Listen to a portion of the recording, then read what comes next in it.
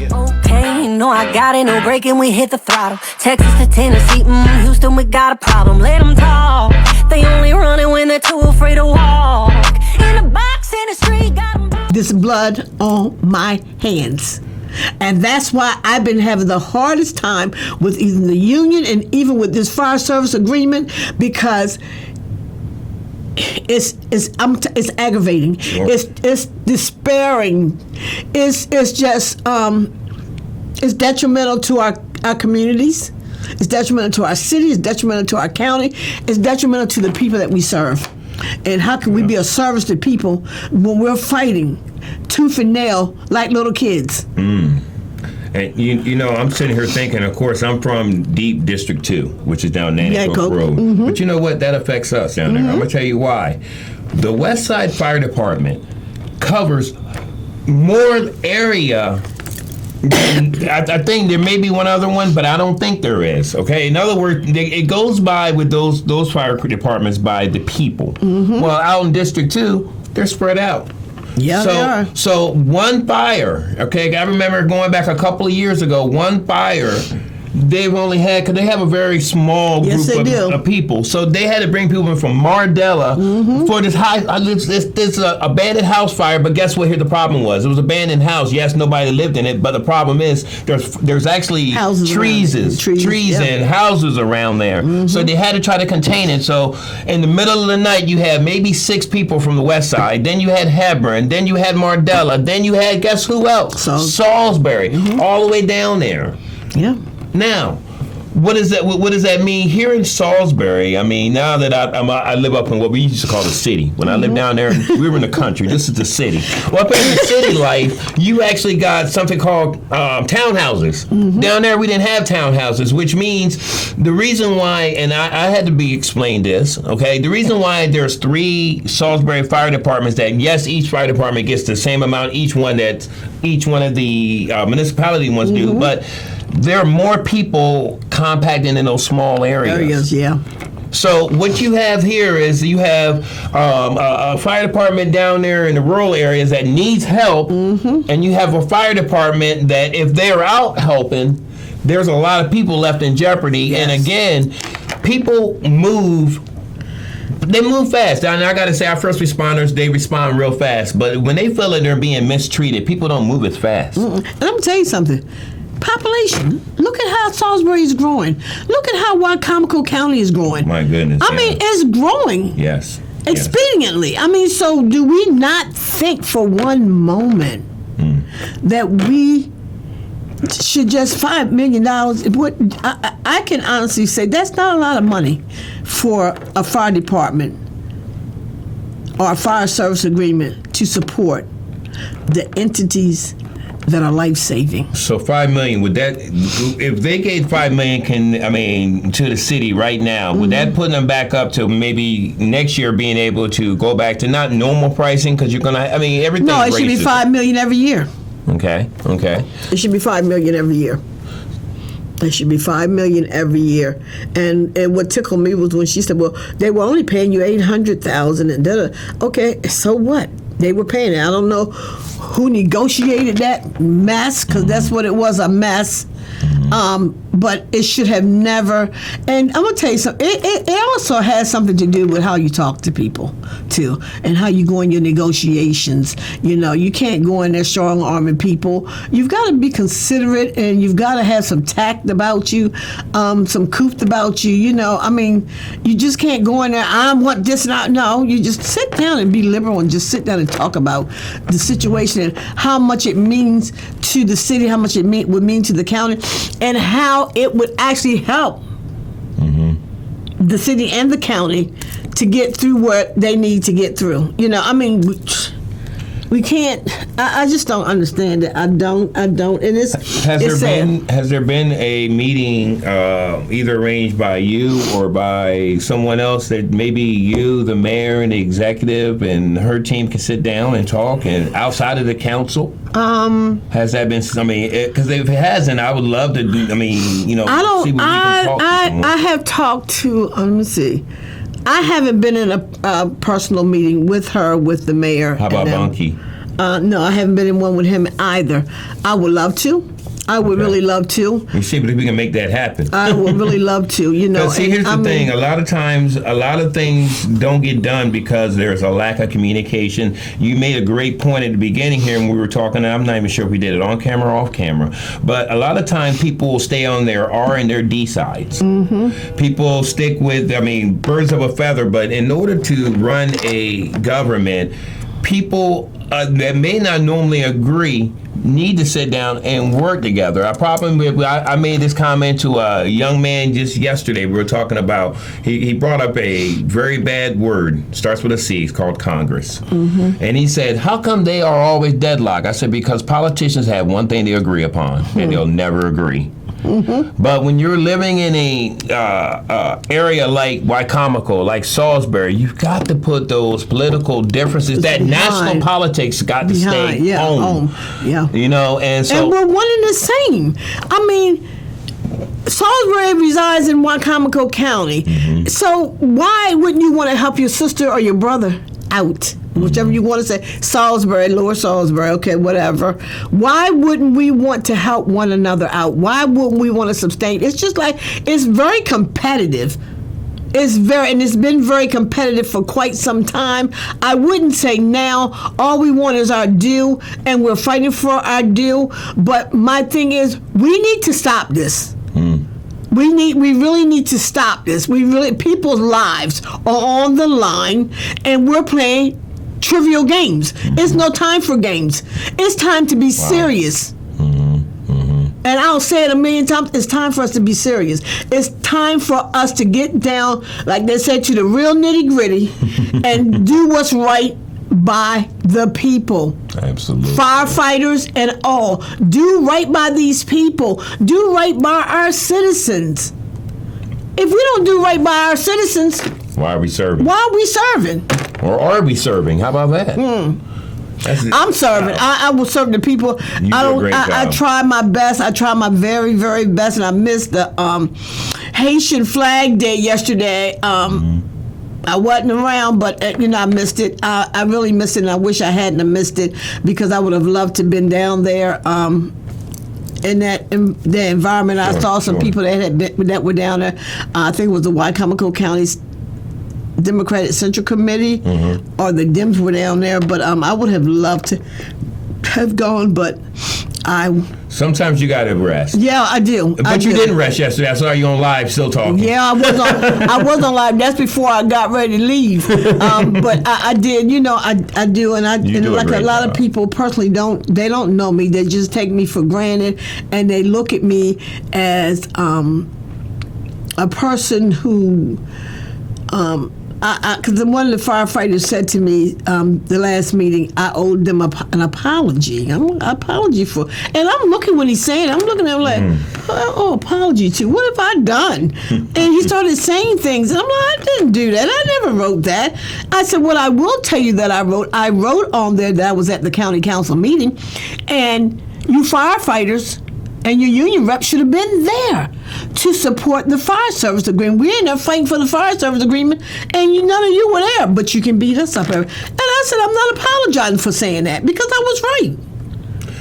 The thing is that you're not going to ever make everybody happy. No. But, the best thing you can do is just continue to do what you've been doing. Mm-hmm. And, you've been on council going on 11 years. Yes. So it's become a heartbeat. What I would say, I'm going to take off my Bridging the Gap hat and put on my minister hat, it would be, don't allow it to ruin you as far as your rest.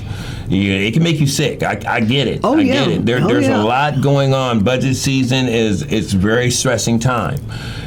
I got to say that Salisbury is blessed to have a council president now that's ready to go to battle. I don't know when the last time they had one to go to the council meeting and say, hey, help us out here. You know, I really appreciate watching how you and Randy have been. Again, granted, you're not going to vote for the same people on the presidential level, or maybe you will, but I don't know. But here on this level, I'm loving seeing how you two are working to try to better. I'm willing to work with anybody. It doesn't matter. And I keep saying it, political parties, Randy has a heart for the people. He does. He has a heart for the people, and people don't see that. All they see is a political stance. That's all they see is R in front of his name. That's all they see. I don't see that. I don't see that because I see a person who is willing to go all the way. Sure. To make the city right. Sure. There's been some things that we haven't agreed on. God knows it's been. That sounds like a partnership. I mean, you know, my wife and I don't always agree. Yeah, it's been things that we went toe to toe, neck to neck on, for real, and people wouldn't believe it. But yes, it has been. But you kept it professional and not outside of the media. Yeah, I don't go in the media with it. It's nothing to go. But I wouldn't do that. Whatever happens between us is between us, and I won't discuss it. But I will discuss it with the council members that I have, tell them that, look, hey, this didn't go my way or their way. But see, when people see you voting one way, and I'm a Democrat, and mostly our whole council was Democrats. Okay, it's only one Republican up there. And I'm like, she's pro-Randy. I'm not pro-nobody. I'm not even pro-Democrat for real the way y'all acted. I'm serious. You know, it's unique that you said that most of the city council is Democrat. Most of the county council is Republicans. They don't get along with one another over there. Now, I have noticed, and I want to say this before we conclude this, I have noticed that there's been a lot of things going 3-2 vote on the city council. Since you've been council president, have you noticed a lot of the things changing as far as voting wise? Well,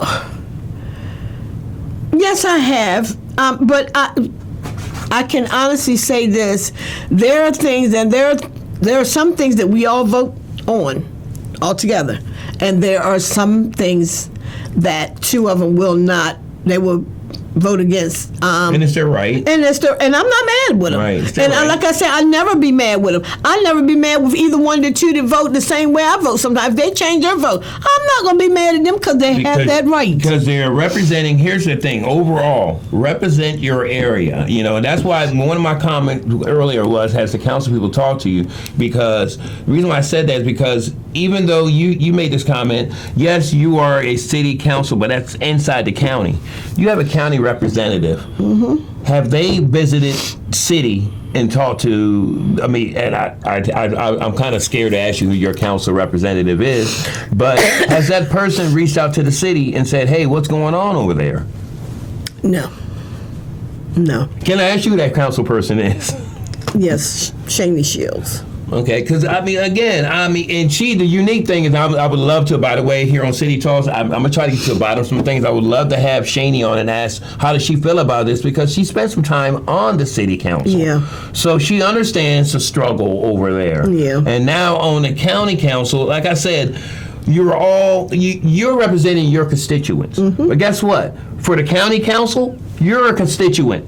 Yeah. So the question is, are they representing, I'm talking about everybody, not just Miss Shaney, okay? I love you, Miss Shaney. But my concern is if you're elected to a seat, go out there in your community. Miss Boots on the ground, you just talked about not taking yesterday off. Or because you took yesterday off and you really didn't take yesterday off. I had to remind you of that. Yeah. But you were in the community. You know the needs. You understand the firefighters' needs because you're around them. Yeah. They're able to tell you that you owe them an apology because you're around them. There's people that are, and I'm not just talking about the county council, maybe even on city, maybe not even on council, but there are elected officials that don't know the needs of their constituents because when they see their constituents, they go the opposite direction. So my question is to the county council, while you're deliberating, I already know now, it's not up to, it's gotten past, yes, the ask price does need to come from an executive. However, I do know also if the county council doesn't like something, because I've seen it with Fruitland Primary, if they don't like something, they can always put their own suggestion in. So my question is to each council person is, instead of wondering why there's a fire engine outside of a grocery store, I mean, people on the fire engine don't eat eating in the grocery store. Instead of worrying about that, reach out to them. Find out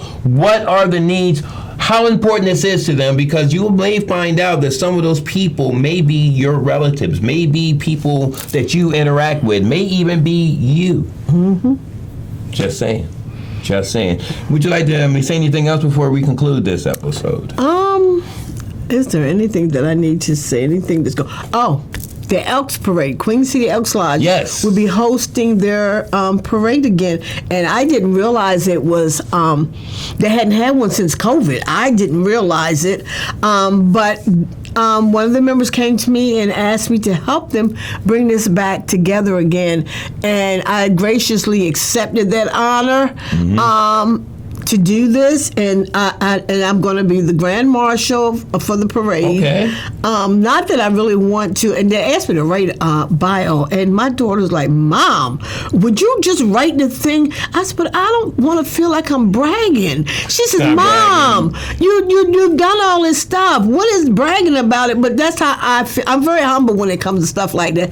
I would prefer somebody else write it for me. Well, if God gave it to you, you better talk about it. Yeah, but I'd rather people write it for me than me write it for myself. They'll leave things out. Yeah, maybe. But that's awesome. It's made me proud, and I was just jotting down some stuff earlier of people who wanted to be in the parade. So I'll be talking to Mr. Fred Martin tomorrow sometime to get an order of the parade, and awesome. I just would love to see everybody come out. And if you really want to be a part of the parade, please talk to me, inbox me, whatever, DM me, as the kids say, DM, Mom's not inbox, DM. Direct message. I found that out. Let me know. You can even go on the Facebook page where I've got the page up for the parade, and let me know if you would be interested in being a part of that parade. And I do want to say this, and I said it on Facebook yesterday, and I said it before on live. Please come with your hearts and minds in order to have a good time. What day is this? It's Sunday. Sunday. This is Sunday, yes. This Sunday coming up? At 3 o'clock, the lineup for the parade, it will be at First Baptist Church in between 1 and 1:30 is the lineup time. Wow. So make sure you're there. Wow. The parade starts at 3. Okay. Make sure you come out and support. Let's have fun. Let's support our black entities in our community. If we don't do anything else, support. Please leave foolishness at home. We don't want it. Say that again. Please leave your foolishness at home. We don't want it. Too old to run. Move it. Jumped off the porch, now I'm just cool. I had to change my mood in life. When I woke up, it's not just Judy. I like to move it. So please get out the way, excuse me. I like to move it. Jumped off the porch, now I'm just coming. And I saw some things last night, later on, with the Haitian Flag Day. They had a marvelous time, and I am so proud of them. And you never hear up, and now maybe it was, but I never heard that there was an altercation or anything out there. So they had a pleasant time, and they knew how to conduct themselves, and we want to be able to do the same. Awesome, and I do, as part of Bridging the Gap, I'm glad you told me it was this Sunday. We're going to try to be out there and cover this. Okay. This is definitely going to be a good opportunity. It's a lot of beautiful weather going on. There's going to be a lot more outdoor things going on. Yeah. Third Friday going on and good things like that. Yeah. Wow. I got to get out there the third Friday. I miss it. I'm going to be honest with you. At first, I didn't feel it was inclusive. There's some things missing. I've had some talks with some people on the Derek Jarman about some things that I see that are missing in the downtown area. As I told him before, I was a young girl and I stayed downtown on that plaza. I mean, lived, shopped, and everything. And as an adult, I stayed on that plaza. And I don't see that kind of gathering like that everyday hustle and bustle.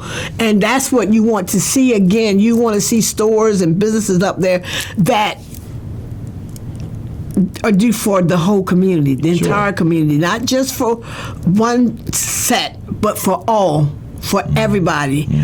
All genres of people deserve the right to have something up there, and I see a lot of stuff is tattoo parlors and stuff like that. I don't see like many clothing shops. Oh man, I remember when I was growing up, there was a Woolworth on it. It was a Woolworth. Yes, it was a Woolworths. It was Vernon Shoes, and Vernon Powell's. There was Learners. There was Edith Sportswear, Benjamin's Hats. All those stores, Watson Smokehouse. All those things were there. Then Ralph and Gaskell's, Coons Jewelers, White Jewelers, Castleberg's, all these places. And then you could sit outside and just, have fun and enjoy yourself. And I don't see that happening too much anymore. Now they've got parking on the plaza, so it's kind of really hard I liked it when the plaza was the straight up where you could just walk all across the plaza and not the parking spaces. But it doesn't matter.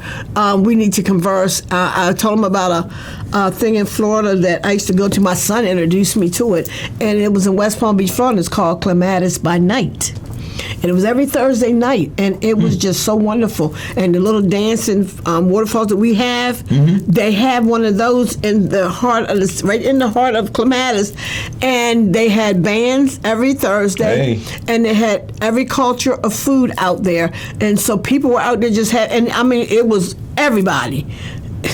Everybody was out there enjoying themselves. You had different kind of jewelries and stuff. People were handmade crafts and things of that sort. So that's something that I want to see, and that's what we can call it, Salisbury by Night. Hey, Salisbury by Night, and it'd be on a Saturday, and every Saturday we just do something. Even though they have Third Friday, the night that we have the Third Friday, then we don't do the Salisbury by Night. You just do it, but we need to have something repetitious down there.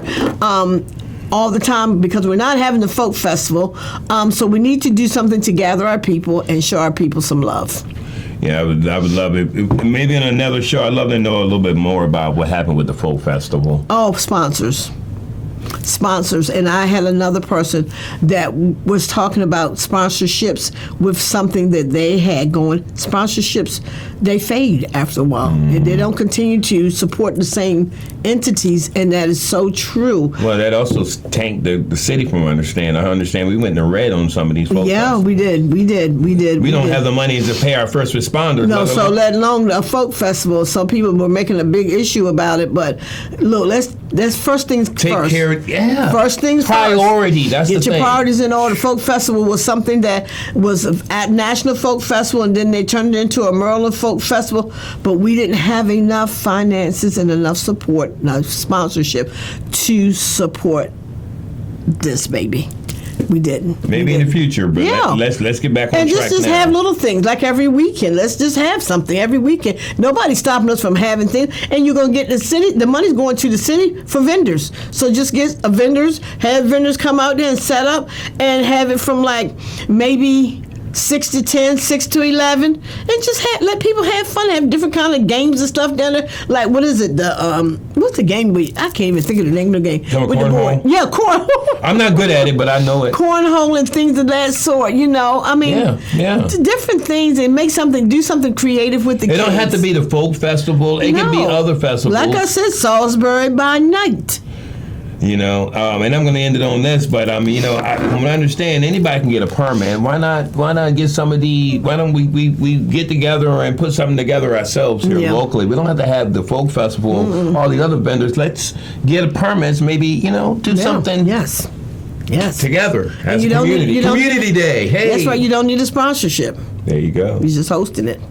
President Jackson, thank you again. Thank you. And you see, this ain't Andrew Jackson, but it's a better one. Maybe that's already A. A better looking one. There you go. And you're alive. Thank you. Amen. This has been City Talk. This has been Bridging the Gap.